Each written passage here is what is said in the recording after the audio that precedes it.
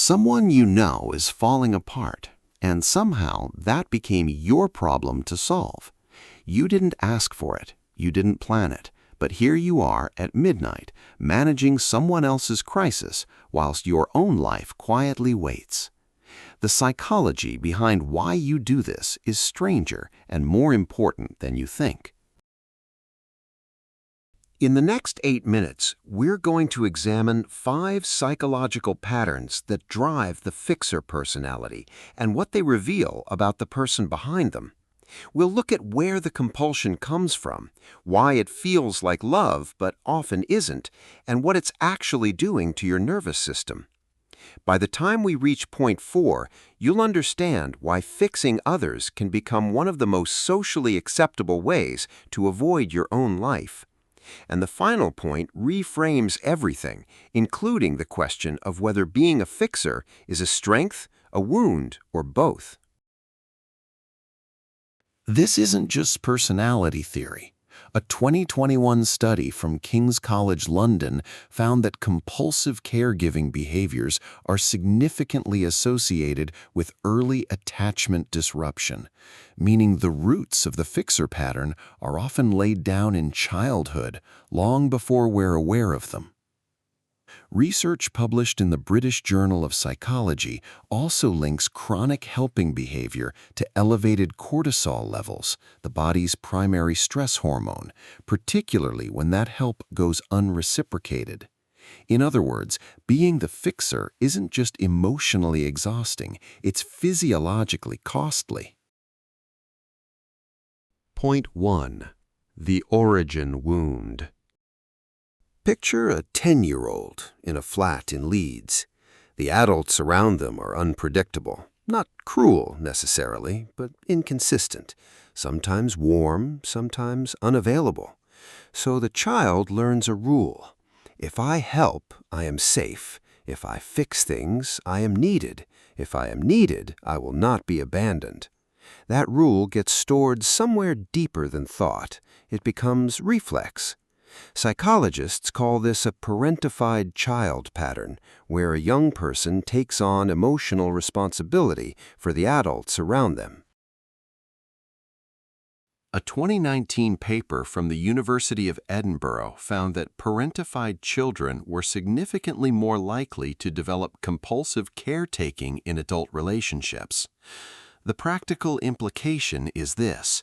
If you find yourself drawn to people in crisis, repeatedly, almost magnetically, it's worth asking what age you were when you first learned that love required rescue. That pattern doesn't disappear with age, it just finds new people to attach to, and that leads us directly to point 2. Point 2. The identity trap.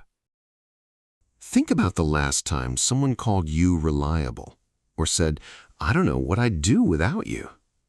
For a moment, be honest, that felt good. For the fixer, helping isn't just something they do, it's who they are.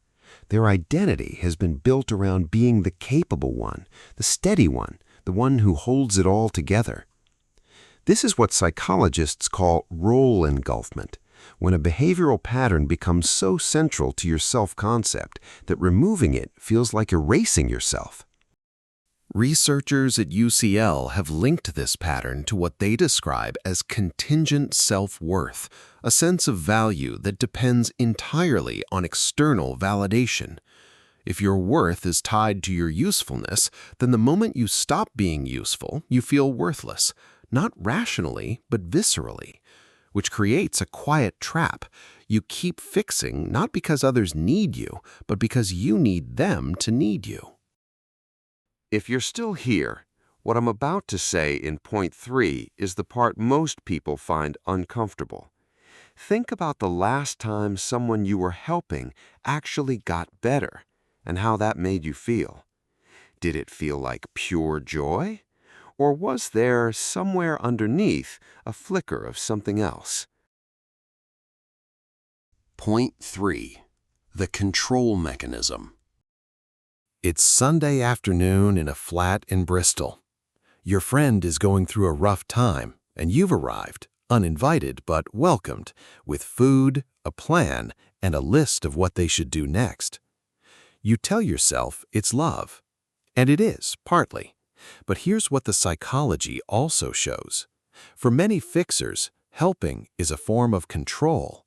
When your own life feels chaotic, financially, emotionally, professionally, fixing someone else's problems gives you a domain where you can succeed. Dr. Harriet Lerner, a clinical psychologist and author of The Dance of Anger, describes this as overfunctioning, moving into others' emotional space to regulate your own anxiety, not theirs. The person you're helping may not even want the help you're giving, but the act of helping makes you feel less helpless. This isn't a character flaw, it's an anxiety response. But knowing that changes what you can do about it. And what I'm about to say in point 4 is where this gets genuinely surprising. Point 4. The avoidance architecture. Here it is, the point most fixers resist. Helping others is often a highly sophisticated way of avoiding your own life. It is socially acceptable, it is praised, it is morally framed as selflessness. But consider, whilst you are managing someone else's anxiety, you cannot be confronted by your own. Whilst you are solving someone else's problems, you are not required to solve yours. A 2022 review in The Lancet Psychiatry noted that chronic other focus, persistent prioritizing of others' emotional states over one's own, is a significant predictor of anxiety disorders and suppressed emotional processing. In practical terms, the fixer is often the last person in the room to deal with the thing they most need to deal with. The GP waiting room, the unanswered letter from the bank, the creative project abandoned in 2021. Those things are still there. Fixing other people doesn't make them go away. What I'm about to say in point 5 is the part that makes sense of all of this and offers a way forward. If you're still watching, chances are you've recognized yourself in at least one of these patterns. That recognition isn't something to push away. It's the beginning of something useful. Point 5. The rescuer's grief. There's a particular grief that fixers rarely talk about. It happens when the person you've been helping gets better and moves on without you. Or when you finally stop helping and realize the relationship had no foundation beyond your function. Psychologists call this helper's grief, a genuine loss response that occurs when the caregiving role ends and the underlying emotional void becomes visible. Research from the Mental Health Foundation in 2023 found that individuals with high caregiving identities reported significantly lower emotional resilience when caregiving relationships ended compared to non-caregiving control groups. This grief is real. It deserves to be named. But it also carries a signal that somewhere beneath the fixing, there is a person with their own unmet needs, their own unasked questions, their own story that has been postponed in favor of everyone else's. The practical shift isn't to stop caring, it's to begin directing some of that extraordinary capacity for attentiveness inward, not as selfishness, as honesty. Earlier, I said that by the time we reached point 4, you'd understand why fixing others can be one of the most socially acceptable ways to avoid your own life. Here's the fuller truth. The fixer is not broken. The fixer is often the most emotionally intelligent person in the room.